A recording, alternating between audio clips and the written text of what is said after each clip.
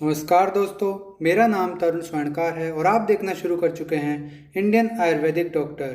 दोस्तों, वीडियो को आगे बढ़ाने से पहले अगर आपने अभी तक हमारा चैनल सब्सक्राइब नहीं किया है या आप इस चैनल पर नए हैं तो please do subscribe our YouTube channel and press the bell icon for latest updates. दोस्तों, मैं तरुण स्वर्णकार आपके लिए चरक उत्तरार्ध के लेक्चर्स की एक सीरीज़ लेकर आया हूँ, जिसमें हमने पिछले वीडियो में बात की थी इंट्रोडक्शन ऑफ आयुर्वेद के बारे में, इंट्रोडक्शन ऑफ चरक संहिता के बारे में, और उसके बाद हमने बात की थी चरक पूर्वार्ध के बारे में। आज से हम चरक उत्तरार्ध शुरू करने जा रहे हैं। दोस्तों, शुरू करने से पहले मैं आप सभी को यह बात बताना चाहता हूँ कि चरक संहिता जो है वो एक बहुत ही बेस्ट बुक है आयुर्वेद की नॉलेज के लिए। सबसे बेस्ट बुक मानता हूँ मैं। उसकी एक एक लाइन बहुत कीमती है, क्योंकि उसका एक एक लाइन से आप बहुत सारे आइडियाज़ देख सकते हो, या फिर बहुत अच्छे मेथड्स हैं इलाज ट्रीटमेंट के जो उसमें आपको मिल सकते हैं। बहुत डिटेल्ड है वो और बहुत शॉर्ट में है, तो इसलिए सब कुछ तो पढ़ाना मुमकिन नहीं है, पर मैं आपको कुछ इम्पोर्टेंट बातें ज़रूर बताऊंगा इसमें, और कोशिश करूंगा कि मैं अपना बेस्ट दूं। बाकी वीडियो से रिलेटेड कोई भी सुझाव हो तो आप कमेंट बॉक्स में ज़रूर दें। आपके कमेंट्स बहुत कीमती हैं। आपके कमेंट से ही हमें मोटिवेशन मिलेगा आगे अच्छा पढ़ाने का। आपके कमेंट से ही हमें पता लगेगा कि आपको समझ में आ रहा है या नहीं, कैसा लग रहा है आपको हमारा पढ़ाया हुआ। तो आज का वीडियो शुरू करते हैं। तो आज हम बात करेंगे चरक चिकित्सा स्थान 1 रसायन अध्याय की। तो शुरू करने से पहले मंगलाचरण करते हैं। भगवान गणेश को याद करते हुए शुरू करते हैं आज का टॉपिक। वक्रतुंड महाकाय सूर्यकोटि समप्रभा निर्विघ्नं कुरु मे देव सर्वकार्येषु सर्वदा। तो चलिए दोस्तों, शुरू करते हैं रसायन अध्याय। रसायन एवं वाजीकरण ये 2 चैप्टर हैं जिनका चरक संहिता उत्तरार्ध के चिकित्सा स्थान में प्रथम व द्वितीय अध्याय है। फिर इन दोनों जो अध्याय हैं उनको 4 पादों में विभाजित किया गया है। अब रसायन अध्याय के 4 पाद मतलब पार्ट्स आप मान सकते हैं। तो 4 पार्ट्स रसायन अध्याय के किए हैं। कौन कौन से? प्रथम पाद है अभेय अमल की रसायन पाद, द्वितीय पाद है प्राणकामीय रसायन पाद, तृतीय पाद है कर प्रचितीय रसायन पाद, और चतुर्थ पाद है आयुर्वेद समुत्थानीय रसायन पाद। इसी प्रकार वाजीकरण अध्याय के 4 पाद हैं। प्रथम पाद संयोग शरमूलीय, द्वितीय पाद आसिक्त शीरिक, तृतीय पाद माश पर्ण वृत्तीय, और चतुर्थ पाद पुमान जात बलादिक। अब इसके याद करने की एक कॉमन ट्रिक है जिसका नाम है आपका शैम्पू। APKA रसायन पाद के लिए और SAMPU शैम्पू, ये है वाजीकरण पाद याद करने के लिए। अब आचार्य सुश्रुत ने रसायन व वाजीकरण का वर्णन चिकित्सा स्थान में लास्ट में किया है। अब अंत से ये नहीं कि बिल्कुल आखिरी वाले चैप्टर यूज किए हैं उन्होंने। अंत से यह है कि जैसे चरक का अपन प्रयोजन पढ़ते हैं चरक सूत्र 30 में आयुर्वेद का, तो वो है प्रयोजनम चास्य स्वस्थस्य स्वास्थ्य रक्षणम आतुरस्य विकार प्रशमनम। मतलब यहाँ पर चरक साहब बोलते हैं कि पहले स्वस्थ के स्वास्थ्य की रक्षा करनी चाहिए, बाद में अगर कोई रोगी हो जाता है तो उसके रोग का इलाज करना चाहिए, उसका ट्रीटमेंट करना चाहिए। बट सुश्रुत के जो सुश्रुत सूत्र स्थान अध्याय 1 में जो वर्णित आयुर्वेद का प्रयोजन है वो इस प्रकार है। व्याधि उपसृष्टानाम व्याधि परिमोक्षः स्वस्थस्य स्वास्थ्य रक्षणम च। तो इन्होंने सबसे पहले बताया व्याधि उपसृष्टानाम व्याधि परिमोक्ष, मतलब सबसे पहले रोगी के ट्रीटमेंट के बारे में बताया। फिर इन्होंने बताया स्वस्थस्य स्वास्थ्य रक्षणम। तो इसी बात को लेते हुए इन्होंने जो वर्णन किया है रसायन अध्याय वाजीकरण अध्याय का, तो इन्होंने सुश्रुत चिकित्सा स्थान अध्याय 26 में वाजीकरण का वर्णन किया है, और सुश्रुत चिकित्सा स्थान अध्याय 27 से 30 में रसायन का वर्णन किया है। इस प्रकार रसायन और वाजीकरण का वर्णन मिलता है। लेकिन हम बात करें सुश्रुत संहिता चिकित्सा स्थान में कुल अध्यायों के, तो 40 अध्याय वर्णित है। अब हम आगे बात करते हैं ट्रिक के बारे में। तो मैंने बताया था आपका शैम्पू, ये ट्रिक थी। तो रसायन पाद की ट्रिक है आपका। अब इसमें आपका में क्या स्टैंड कर रहा है? A से अभयामल की, P से प्राणकामीय, K से कर प्रचितीय, और A से आयुर्वेद समुत्थानीय। यहाँ पे कई बार लोग इस ट्रिक में गड़बड़ कर जाते हैं, 2 ए आ रहे हैं यहाँ पे, ठीक है। तो आपका मैं पहले ए वाला अभय आमल की है, ये क्रम याद रखना है आपको। अगर आप आयुर्वेद समुत्थानीय को पहला पाद बोल देंगे तो वो भी गलत होगा, क्योंकि पहला पाद है अभय आमल की रसायन पाद, ठीक है। इसको अगर याद करने का आपको ट्रिक बनानी है तो यहाँ पे पहले अभय आमल की में ए है और आयुर्वेद समुत्थानी में आ है, तो आपका में यहाँ पे डबल ए भी कर सकते हो आप, लास्ट में एक शॉर्ट में छोटा ए और लिख सकते हो यहाँ पे, जैसे ये, तो ए यहाँ पे आयुर्वेद समुत्थानी के लिए आ सकता है, ठीक है दोस्तों। अब यहाँ पे योगों की बात करें तो ये योगों के नंबर से याद करना है, पीजी में पूछ लिए जाते हैं। तो रसायन प्रथम पाद में 6 योग, रसायन द्वितीय पाद में 37 योग, रसायन तृतीय पाद में 16 योग और रसायन चतुर्थ पाद में टोटल 4 योग हैं। इस प्रकार टोटल 63 योग यहाँ पे रसायन अध्याय में अपन पढ़ते हैं। अब वाजीकरण पाद की ट्रिक, SAMPU, एस से संयोग शरमूलीय 15 योग, ए से आसिक्त शीरिक 8 योग, एम से माश पर्ण वृत्तीय 15 योग, PU पुमान जात बलादि के, इससे 12 योग बनते हैं। तो दोस्तों रसायन अध्याय के जो की पॉइंट्स है, की फीचर्स है, जो इम्पोर्टेंट टॉपिक्स हैं कुछ, उनके बारे में अगर अपन जाने तो प्रथम पाद में क्या बता रखा है, भेषज के प्रकार, अभेषज के प्रकार, बाधन और सानुबाधन, रसायन व वाजीकरण की परिभाषा, रसायन के गुण, रसायन प्रयोग की विधि, कुटी प्रावेशिक एवं वातात्मक, हरितकी के गुणकर्म, आंवलकी के गुणकर्म और रसायन प्रथम पाद के जो 6 योग है उनका डिटेल में वर्णन।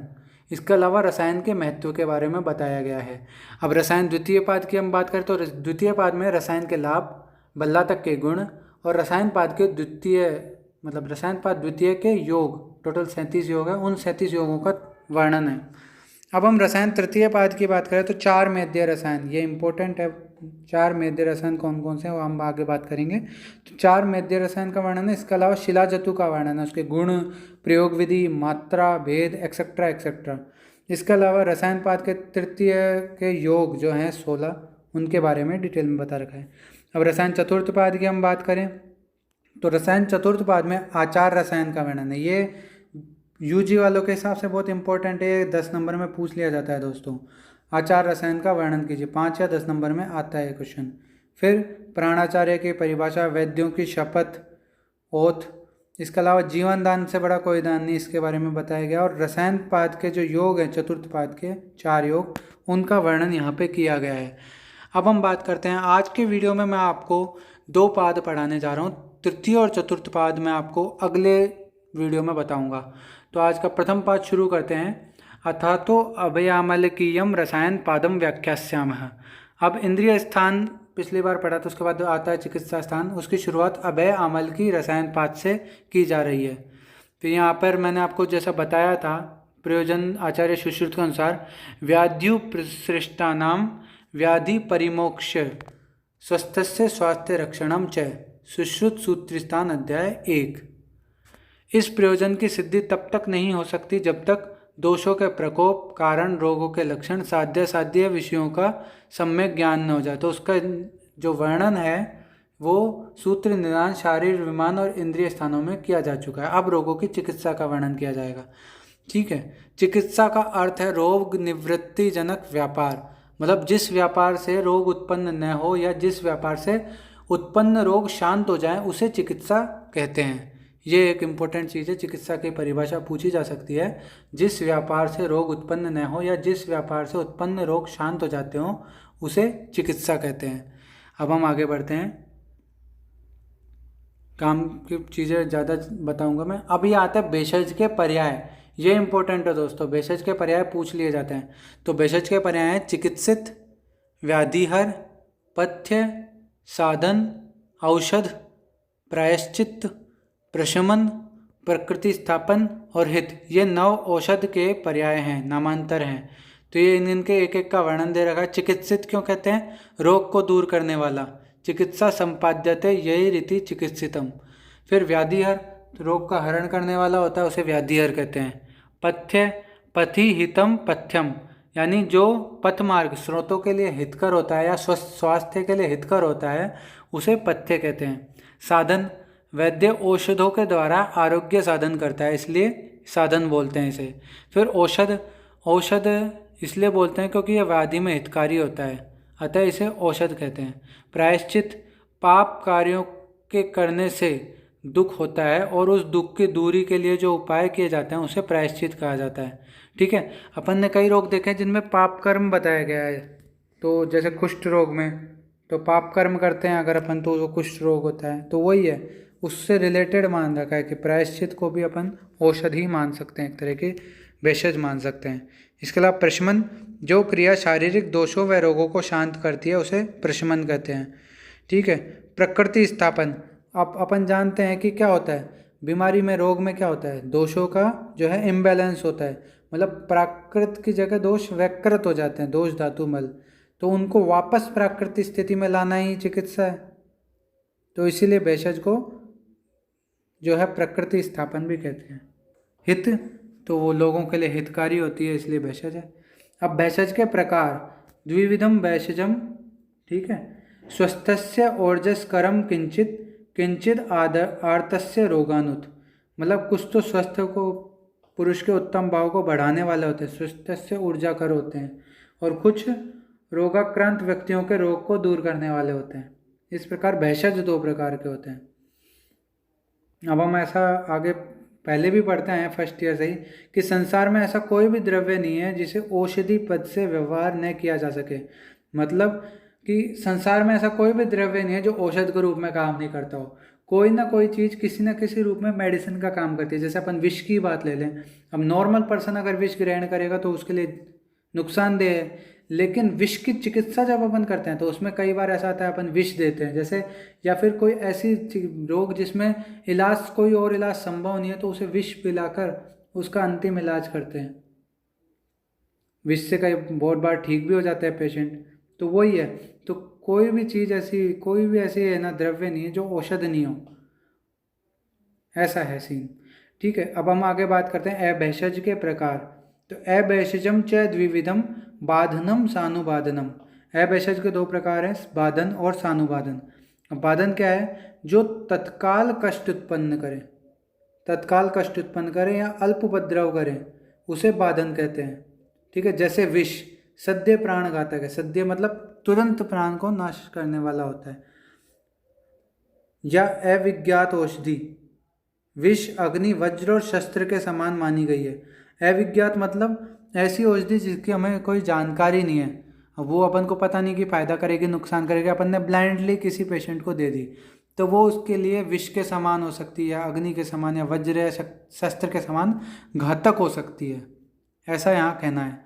अब सानुबाधन की अगर अपन बात करें तो सानुबाधन क्या है, जो कालांतर में उत्पन्न होता है उसे सानुबाधन कहते हैं। जैसे दूषिविष सेवन, दूषी विष का जब अपन सेवन करते हैं तो चिरकारी कष्ट देखने को मिलते हैं, मतलब लगातार काफ़ी टाइम तक आप दूषी विष का सेवन करते हैं तो उसके बाद जाके इफेक्ट उसके दिखने लगते हैं, थोड़ा लेट इफेक्ट दिखते हैं। अब आगे हम बात करते हैं रसायन वाजीकरण की परिभाषा की। कॉमन परिभाषा है स्वस्थस्य ओर्जस्करम तत्तु यत वृश्यम तद रसायनम, यानी कि जो औषधि स्वस्थ व्यक्ति में ओर्जस्कर या ओज या प्रशस्त भाव को बढ़ाने वाली होती है वह प्राय वृश्य और वही रसायन होती है। ठीक है, अब हम आगे बात करते हैं सर्पी गुड़ के बारे में। यहाँ पे आप पढ़ेंगे आगे, राजयक्ष्मा में भी पढ़ेंगे और शतक्षीण में मेनली सर्पी गुड़ पढ़ेंगे। शतक्षीण में सर्पी गुड़ प्रथम, सर्पी गुड़ तृतीय, सर्पी गुड़ तृतीय, सर्पी गुड़ चतुर्थ और पंचम सर्पी मोदक, इनके बारे में आप पढ़ेंगे आगे। तो सर्पी गुड़ क्या है, रसायन का भी काम करता है और वृश्य का भी काम करता है। अब किन किन रोगों में सर्पी गुड़ देते हैं, तो रसायन में, वाजीकरण में, क्षतक्षीण में और जीर्ण छर्दी या दीर्घ छर्दी या लंबे टाइम तक जैसे किसी को वमन की बीमारी हो तो उसमें सर्पी गुड़ का प्रयोग किया जाता है। अब अगस्त्य हरित की है, मेनली उसका रोगाधिकार है कास, लेकिन उसको रसायन के रूप में भी प्रयोग किया जा सकता है। ऐसे ही योगराज, योगराज एक योग है, इसका उपयोग पांडु रोग में किया जाता है, बट ये एज ए रसायन भी काम कर सकता है। आप भेषज रत्नावली में, यहाँ पे इम्पोर्टेंट है अगर आपको दिख रहा हो क्लियर, तो भेषज रत्नावली में भी रसायन की परिभाषा दी गई है क्या, यद जरा व्याधि विध्वंसी भैषजम तद रसायनम, मतलब जो जरा यानी बुढ़ापा और व्याधि का विध्वंस यानी नाश करने वाले जो भैषज या औषध होते हैं उन्हें रसायन कहा गया है। अब दोस्तों ये जो श्लोक अब मैं बताने जा रहा हूँ ये मोस्ट इंपॉर्टेंट टिक कर लो, क्योंकि ये पूछे जाते हैं रसायन के गुण और परिभाषा। तो दीर्घम आयु स्मृति मेधाम आरोग्यम तरुणम वय प्रभाव वर्ण स्वरौदार्य देहेन्द्रिय बलम परम वाक सिद्धिम प्रणतिम कांतिम लभते ना रसायनात् लाभोपायो ही शस्ता नाम रसादिनाम रसायनम। अब यहाँ पे सबसे पहले रसायन के गुण बता रखा हूँ, लास्ट में इसकी परिभाषा दे रखी है। पहले हम लास्ट वाली परिभाषा को देखते हैं। लाभोपायो ही शस्ता नाम रसादिनाम रसायनम, यानी उत्तम रस आदि धातुओं को प्राप्त करने का जो उपाय है। शस्ता नाम मतलब उत्तम, रसादिनाम रस आदि धातुओं को पाने का जो उत्तम साधन है उसे रसायन कहते हैं। ठीक है, अब आता है रसायन के गुण की हम बात करें। दीर्घम आयु, दीर्घ आयु देने वाला होता है। स्मृति, स्मरण शक्ति को बढ़ाने वाला होता है। मेधा, मेधा मतलब धारणा शक्ति, जैसे किसी ने कुछ याद किया, स्मरण शक्ति उसकी बहुत अच्छी है, बहुत जल्दी याद हो जाता है, लेकिन उतनी जल्दी वो भूल जाता है, तो वो होता है उसको जो याद किया उसको धारण करने की क्षमता मेधा कहलाती है। आरोग्यम, आरोग्य। तरुणम, युवावस्था तरुणावस्था। वय, वय मतलब उम्र को जवान करने का, बुढ़े को जवान करने का काम, ऐसा। ठीक है। प्रभा, शरीर की कांति। ठीक है। वर्ण, स्वर, इनको उभारने अच्छा करने वाला होता है। इसके अलावा स्वरोदार्य मतलब स्वर को उदार करना। देह, इंद्रिय को उत्तम बल की प्राप्ति करना। वाक सिद्धि, कि जो मनुष्य जो कुछ भी कहे वो सच हो, सत्य सिद्ध हो, ऐसी वाक सिद्धि देना। प्रणतिम, नम्रता लाना, व्यवहार में नम्रता लाना। कांतिम, शरीर की सुंदरता। इन सभी गुणों को रसायन के प्रयोग से प्राप्त किया जा सकता है। अब यहाँ पे शारंगधर ने भी रसायन की एक परिभाषा दी है। वो क्या दी है? रसायनम च तज्ज्ञेयम यज् जरा व्याधि नाशनम, मतलब जरा और व्याधि को दूर करने वाला जो भेषज होगा उसे रसायन कहते हैं। अब हम आगे बात करते हैं।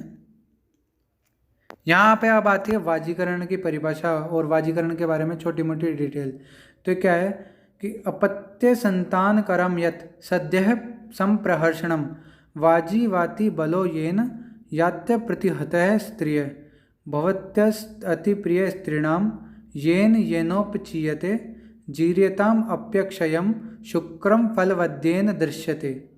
अर्थात जो भेषज अपत्य संतान, मतलब अपत्य वो संतान को ही बोलते हैं, संतान, पौत्र, प्रपौत्र आदि का विस्तार करने वाला हो, जो शीघ्र ही मैथुन विषयक हर्ष को उत्पन्न करने वाला हो, जिस भेषज के सेवन करने से अप्रतिहत वेग से अत्यंत बलवान घोड़े के समान मैथुन करने में समर्थ होता हो। यहाँ पे वाजीकरण नाम ही इसलिए दिया, अपन घोड़े को देखते हैं, घोड़ा कभी बैठता लेटता ऐसे नहीं है, हमेशा पूरी लाइफ वो खड़ा रहता है, तो उसके समान स्टेमिना, उसके समान बल मिलता है वाजीकरण द्रव्यों का सेवन करने से, इसलिए उसका वाजीकरण नाम दिया है उन द्रव्यों को।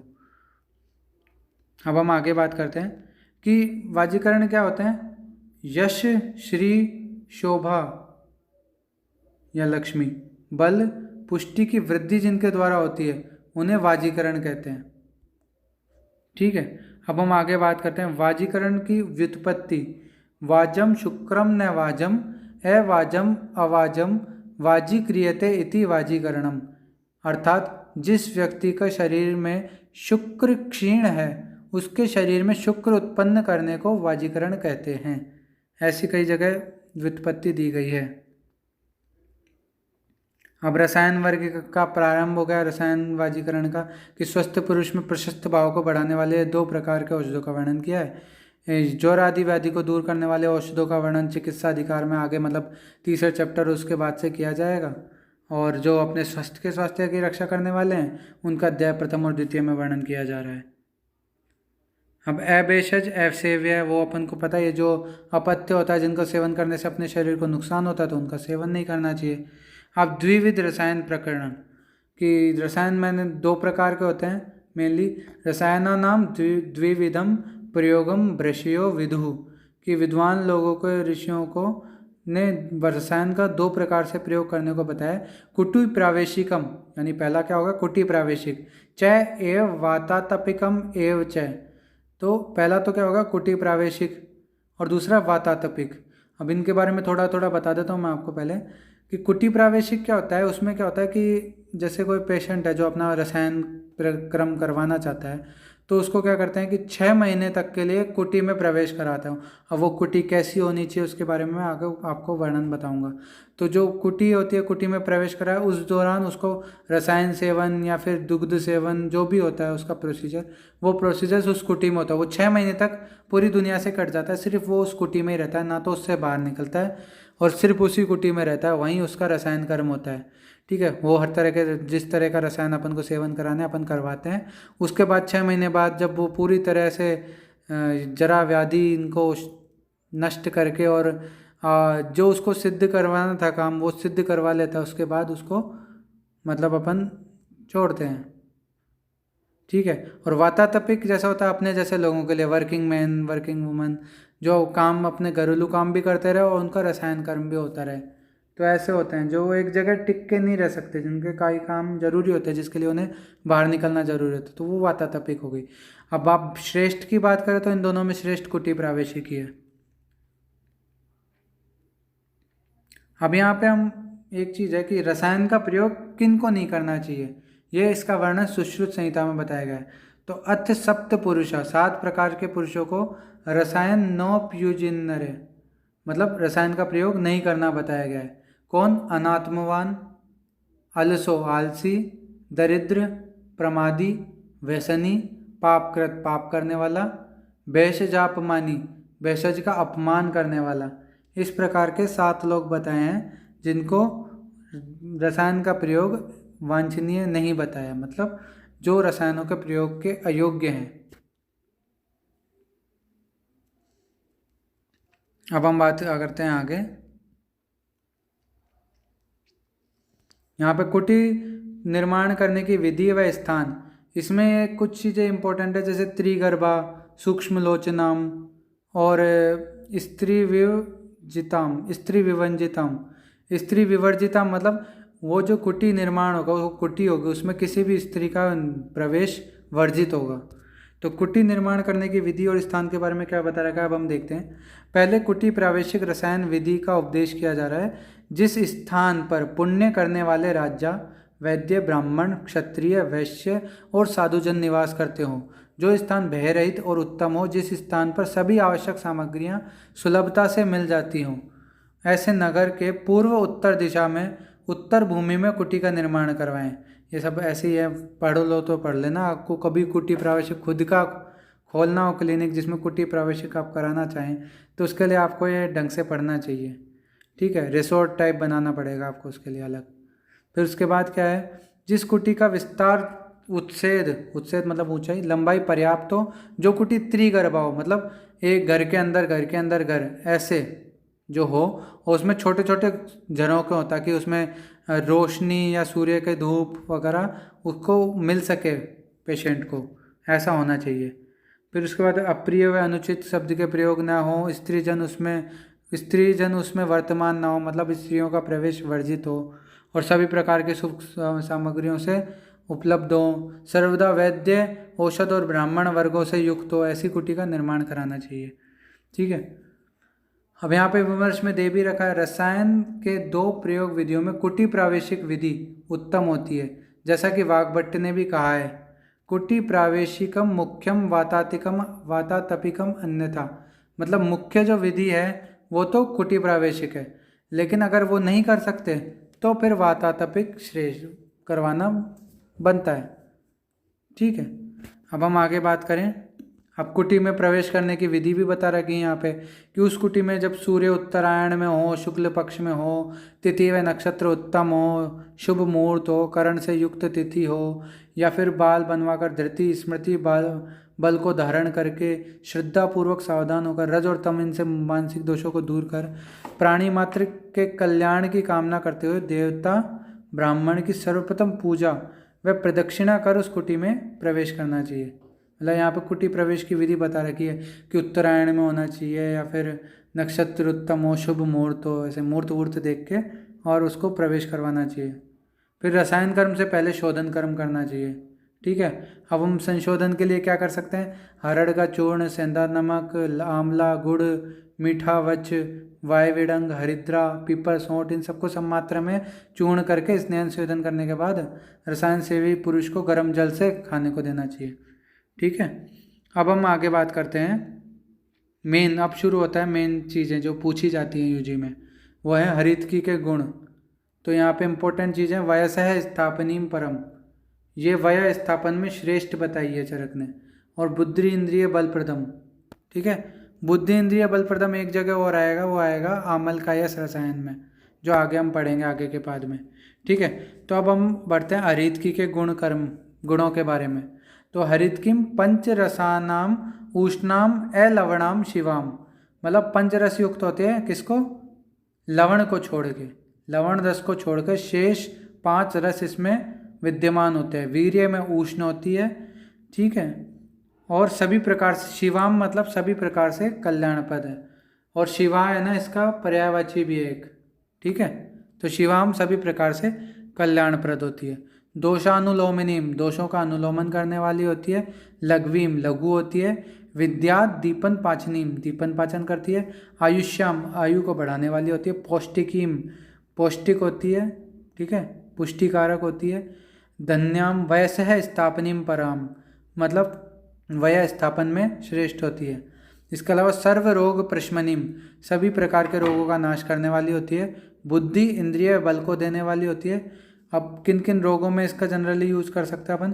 कुष्ठम, गुल्मम, उदावर्त, शोषम, पांडुव, आमयम, मदम, मतलब कुष्ठ रोग, गुल्म रोग, उदावर्त, शोष, पांडु, आमय, मद, अर्श, ग्रहणी दोष।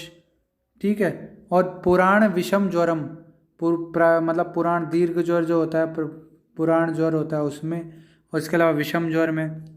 हृदय रोगम स शिरोरोगम, हृदय रोग, शिरोरोग में, अतिसार में, एरोचक में, कास, प्रमेय आना, प्लिया वृद्धि। ठीक है, उदर रोग, इन सभी में इसका यूज किया जाता है। कफ प्रसेकम वैश्वर्य, वैवर्ण्य, कामला, मतलब पांडु कामला दोनों आ गए इसमें। कृमीन, कृमि रोगों में। ठीक है, शव्यथु, शोथ में। तमकम, तमक श्वास, जिसको अपन आजकल ब्रोंकाइटिस कुछ बोलते हैं। छर्दी, क्लेब्य, अंगवसाधनम। ठीक है, स्रोतोरोध, स्रोत विबंध मतलब स्रोतोरोध में।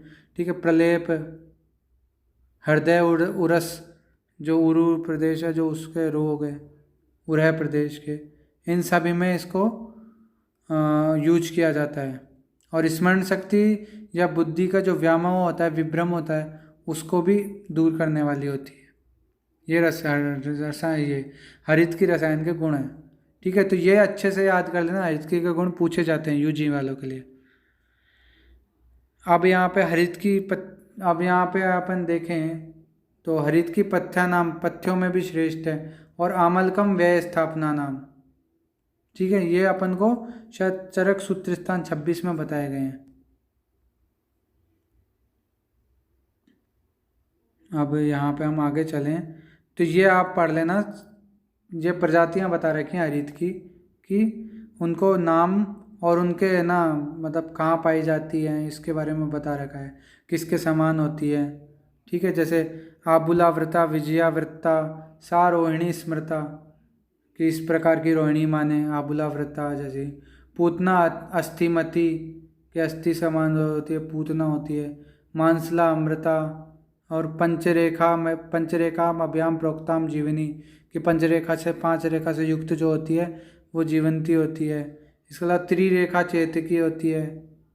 इस प्रकार 7 प्रकार की जो अपने हरित की है उनका वर्णन यहाँ पे दिया गया है। अब हरित की सेवन के अयोग्य पुरुष, जिन अजीर्ण के रोगी, रुक्ष भोजन करने वाले, अधिक मैथुन, अधिक मदिरा पान करने वाले, विष का सेवन करने से जो जिन लोगों का शरीर कर्षित हो गया हो, इस प्रकार के लोगों को, और जो प्यास और गर्मी से पीड़ित हो, इन सभी को हरितकी के सेवन का निषेध बताया गया है। अब यहाँ पे आंवले और जो हरितकी के गुणकर्म होते हैं वो ऑलमोस्ट सेम होते हैं, लेकिन वीर्य में विपरीतता होती है। आंवला शीत वीर्य वाला होता है और हरितकी उष्ण वीर्य वाली होती है। ठीक है, अब यहाँ पे हम आगे बात करते हैं हिमालयोत्पन्न औषधि श्रेष्ठ, मतलब हिमालय पे जो औषधियाँ मिलती हैं, खासकर शीत वीर्य वाली जितनी औषधियाँ होती है वो हिमालय की ही श्रेष्ठ होती हैं। अब यहाँ पे हमारा पहला जो योग है, प्रथम पाद में हमने रसायन के में कितने योग बताए थे? 6 योग। उनमें से प्रथम योग है प्रथम ब्रह्म रसायन। तो इसकी एक रीडिंग मार देना, ठीक है, कि इसमें क्या क्या है क्या क्या नहीं है। ऐसे कोई इम्पोर्टेंट नहीं है, बस पढ़ लेना थोड़ा। मेन चीज़ इसमें आती है, द्वितीय ब्रह्म रसायन की बात करते हैं। तो द्वितीय ब्रह्म रसायन में अभयामल आमल की है यहाँ पे, और पिष्ट स्वेद विधि ना, मतलब पिष्ट स्वेदन विधि से इसको आमलकी को उबाला जाता है। इसके अलावा कनक रजत ताम्र प्रवाल काला अयस चूर्ण अष्टभागम संयुक्तम अर्धक वर्ष वृद्धया अर्धकर्ष वृद्धया, मतलब ये यहाँ पे ये बताना चाह रहे हैं कि चरक संहिता में जो है भस्मों का वर्णन आया हुआ है। तो जैसे कनक भस्म है, स्वर्ण भस्म है, रजत भस्म है, ताम्र भस्म है, प्रवाल भस्म है, ठीक है, काला आयस यानी लोह भस्म है। इन सब का वर्णन यहाँ पे द्वितीय ब्रह्म रसायन में उनको डाला गया है, इनको यूज किया गया है।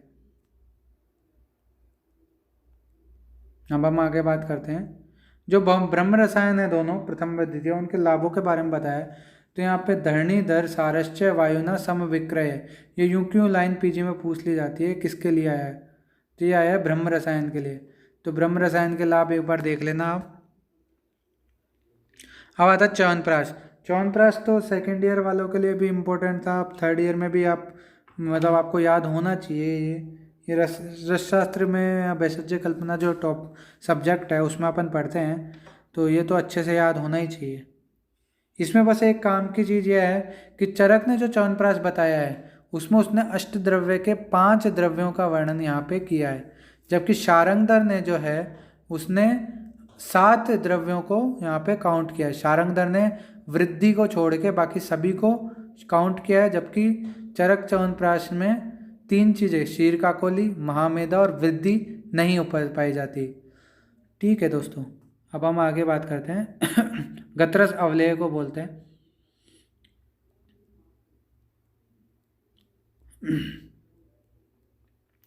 यहाँ पे च्यवनप्राश के जो यूजेस हैं उनके बारे में बताया है। तो कांस श्वास हर, तो रेस्पिरेटरी डिसऑर्डर जो होते हैं उनमें च्यवनप्राश बहुत अच्छा काम करता है।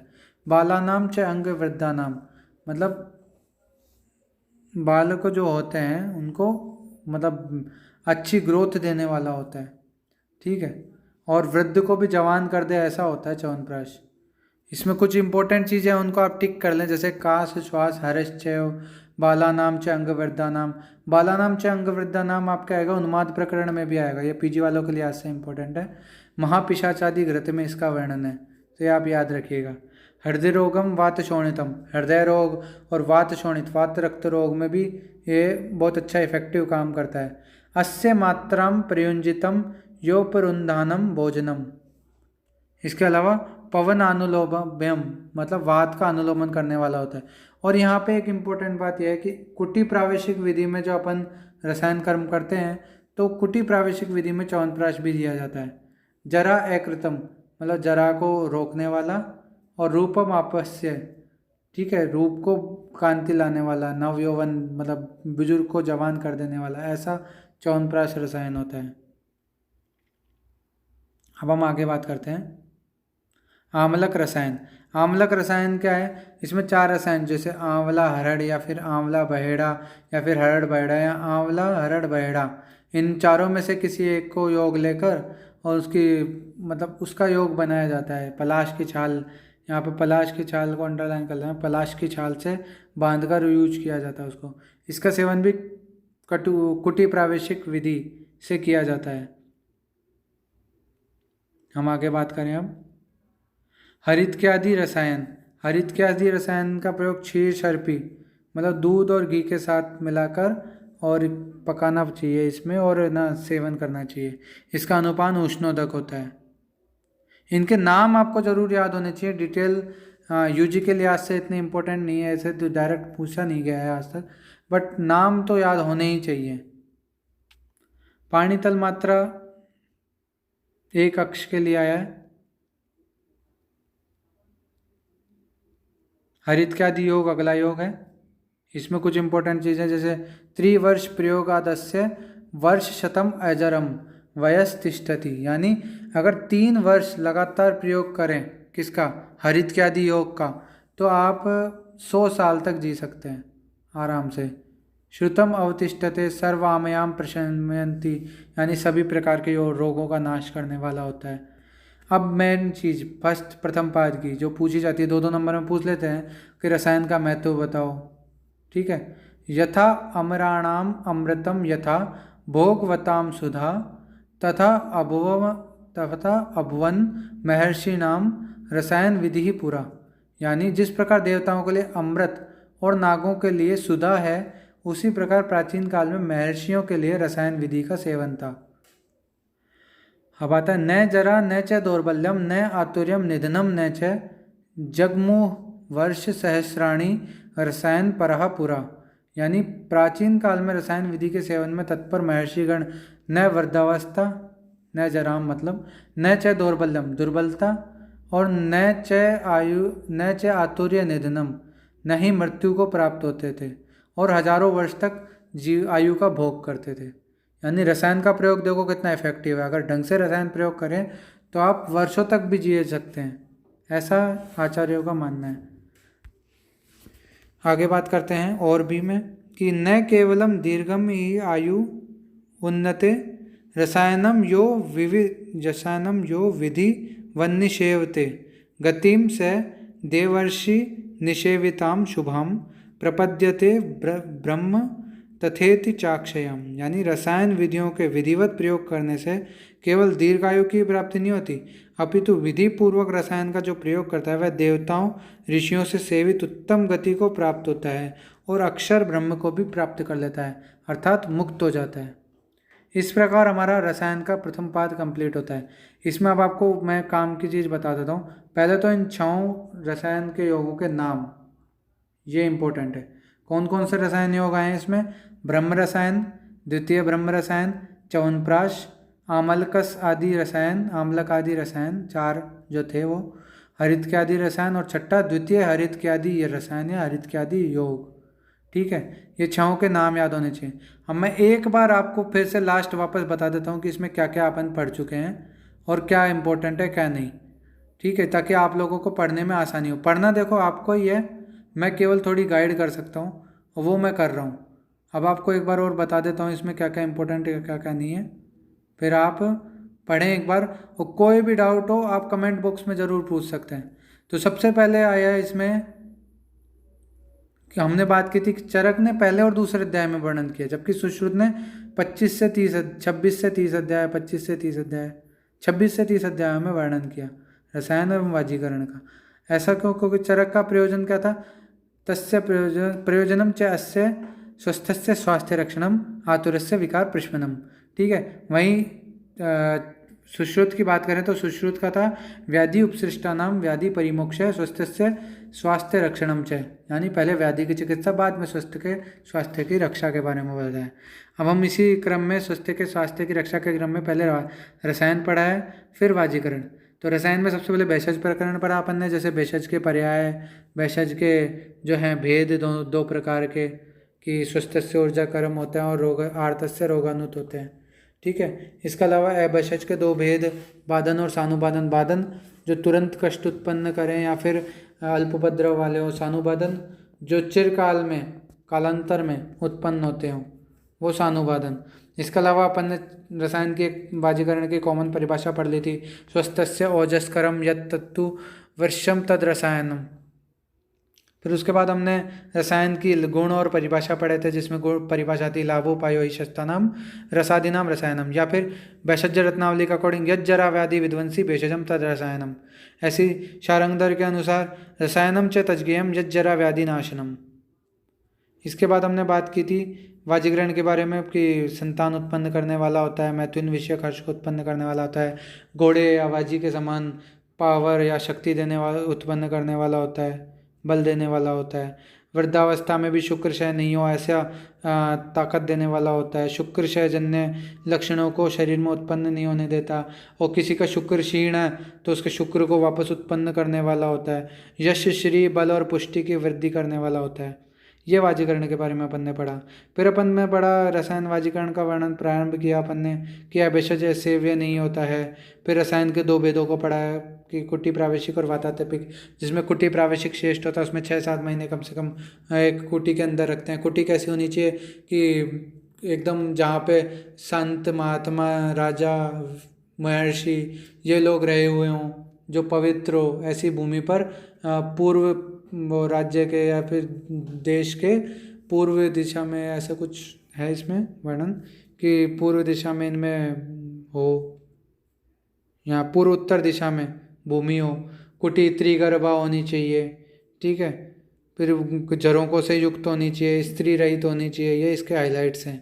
कुटी प्रवेश की विधि उत्तरायण में होनी चाहिए, सारे मूर्त वूर्त देख के होनी चाहिए। फिर उसके बाद रसायन प्रयोग से पहले शोधन के बारे में बताया है। शोधन के लिए हरित की आदि योग बताया है कि इसका प्रयोग करने के लिए हरित की आदि का जो है वो बनाते हैं, पहले उसको गर्म पानी के साथ सेवन करवाते हैं। फिर मेन हरितकी के गुण और कर्म के बारे में बताया, किन किन रोगों में देते हैं इस बारे में बताया कि हरितकी वैसे स्थापनी में पराम होती है, बुद्धि इंद्रिय बलप्रदम होती है, कोष्ठगुल मुदावर्त आदि रोगों में काम आती है, पंचरस युक्त होती है, लवण रहित, शिवाम मतलब सभी प्रकार से कल्याणप्रद है।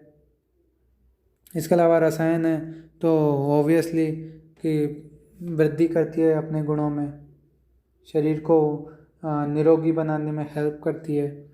इसके अलावा हमने आगे बात की थी हरित के सेवन के अयोग्य व्यक्तियों के बारे में, अजीर्ण रुक्ष भोजी और है ना लंघन से कर्षित, इस प्रकार के जो होते हैं वो हरितकी के सेवन के अयोग्य होते हैं। आंवले के गुणकर्म की बात करें तो उसके हरितकी के समान होते हैं, केवल और केवल वीर्य में विभिन्नता होती है। वीर्य आंवले का शीत होता है और हरितकी का उष्ण होता है। इसके अलावा फिर हमने योग चालू किए थे। पहला था अपने प्रथम ब्रह्म रसायन का, जिसमें प्रथम ब्रह्म रसायन को रखने के लिए ताम्र पात्र का यूज करते हैं। ये एक हाईलाइटिंग फीचर है, यह आप याद रखना, आगे इसके बारे में और बात करेंगे। फिर उसके बाद द्वितीय ब्रह्म रसायन आ गया कि उसमें कनक रजत ताम्र लोह भस्म आदि का प्रयोग किया गया था, ठीक है। प्रवाल भस्म इनका प्रयोग किया गया था। फिर उसके बाद उनके जब लाभ देखे तो धरणीधर सारश्चय वायुना समविक्रय, ये अपने पूछा गया है प्री पीजी टेस्ट में, ऐसे कैसे लाइन उठा के दे दी कि किस रसायन के लिए आया है या किसके लिए आया है। फिर उसके बाद च्यवनप्राश की बात करें, इसमें हाईलाइटिंग फीचर पीजी वालों के लिए आता है, पूछ लेते हैं जनरली कि चरक के च्यवनप्राश में अष्टवर्ग के 5 द्रव्यों का वर्णन है और शारंगधर के में 7। तो ये पूछ लेते हैं कई बार कि शारंगधर ने किस अष्टवर्ग के किस द्रव्य को च्यवनप्राश में काउंट नहीं किया, तो वो है वृद्धि। या फिर चरक ने निम्न में से किस द्रव्य को जो है अष्टवर्ग के को यूज नहीं किया च्यवनप्राश में, तो वो तीनों बता के लास्ट में ऑल ऑफ द अबव कर सकता है। या फिर एक इनमें से कोई एक सेलेक्ट करके बाकी गलत बता सकता है, मतलब ऐसे करके ऑप्शनल क्वेश्चन आ जाते हैं इससे रिलेटेड। तो च्यवनप्राश हो गया। च्यवनप्राश के गुणों में रेस्पिरेटरी डिसऑर्डर्स में श्रेष्ठ है, बालानाम च अंगवर्धनाम, मतलब बालकों में जो है वो अंगों की वृद्धि करने वाला, मतलब डेवलपमेंट करने वाला होता है। इसके अलावा हृदरोग वातशोणित इनमें काम आने वाला होता है। अल्प मात्रा में भोजन के साथ यूज करने के लिए होता है। मेधा स्मृति वर्धक होता है। पवन अनुलोमन करने वाला, वात अनुलोमन करने वाला होता है। इसका प्रयोग कुटी प्रावेशिक विधि से करते हैं। जरा व्याधि को नष्ट करने वाला होता है। फिर आम्लक रसायन। आम्लक रसायन में 4 प्रकार के अपन योग ले सकते हैं। पहला आंवला हरड़ का योग ले सकते हैं, या आंवला बहेड़ा का योग ले सकते हैं, या फिर हरड़ बहेड़ा का ले सकते हैं, आंवला हरड़ बहेड़ा का ले सकते हैं। इस प्रकार आम्ल का आयस होता है। इसका भी सेवन कुटी प्रावेशिक विधि से करना चाहिए। इसके बाद हमने बात की हरित के आदि रसायन की। इसमें अनुपान उष्णोदक है और शीर सर्पी के साथ मिला के पकाया जाता है इसको। ये बात हो गई अपने। फिर आगे हम बात करते हैं हरित के आदि योग। हरित के आदि योग में क्या है कि सर्वाम्याम प्रशाम्यंती, सभी प्रकार के रोगों का नाश करने वाला होता है। और अगर 3 वर्ष तक लगातार सेवन करते हैं इसका तो क्या होता है, 100 साल तक जीने लायक शक्ति शरीर को देता है। फिर हमने लास्ट बात की रसायन के महत्व की, कि जिस प्रकार देवताओं के लिए अमृत, नागों के लिए सुधा श्रेष्ठ जरूरी है, वैसे ही प्राचीन काल में महर्षियों के लिए रसायन विधि का सेवन जरूरी होता था। इसके अलावा रसायन जो सेवन है वो सिर्फ दीर्घायु नहीं देता, उसके अलावा इसके सेवन से उत्तम गति प्राप्त होती है और मोक्ष प्राप्त होता है। इस प्रकार चरक रसायन पाद का प्रथम पाद पूरा हुआ। अब हम द्वितीय पाद की बात करते हैं। चलो द्वितीय पाद की हम बात नेक्स्ट वीडियो में करेंगे। तो आप ज़रूर से ज़रूर कमेंट करिएगा और बताइएगा हम कैसा पढ़ा रहे हैं, ताकि हम और इम्प्रूवमेंट कर सकें। अभी स्टार्ट ही है हमारा पढ़ाने का, तो आप बताइएगा ज़रूर। जितने ज़्यादा कमेंट आएंगे उतना ज़्यादा हम इम्प्रूवमेंट करेंगे, उतना ज़्यादा आप लोगों के लिए यूजफुल होगा। हम मेहनत तो हम बराबर कर रहे हैं, अब आप लोग भी थोड़ी मेहनत करिए, थोड़ा हमें बताइए ताकि हम इम्प्रूव करें और अच्छा पढ़ाएँ। अच्छा पढ़ाएंगे आपको अच्छा मिलेगा टॉपिक, आप अच्छा सीख पाएंगे, ये बात है। और चैनल को लाइक करें, शेयर करें, सब्सक्राइब करें, ताकि हमें मोटिवेशन मिले आपको पढ़ाने का। और आज का हम टारगेट करते हैं लाइक का, कि 50 तो कमेंट और 100 लाइक, इतने तो आप कर ही देंगे, इतना तो हमें आप पे विश्वास है। तो मिलते हैं अगले वीडियो में, तब तक के लिए बाय बाय।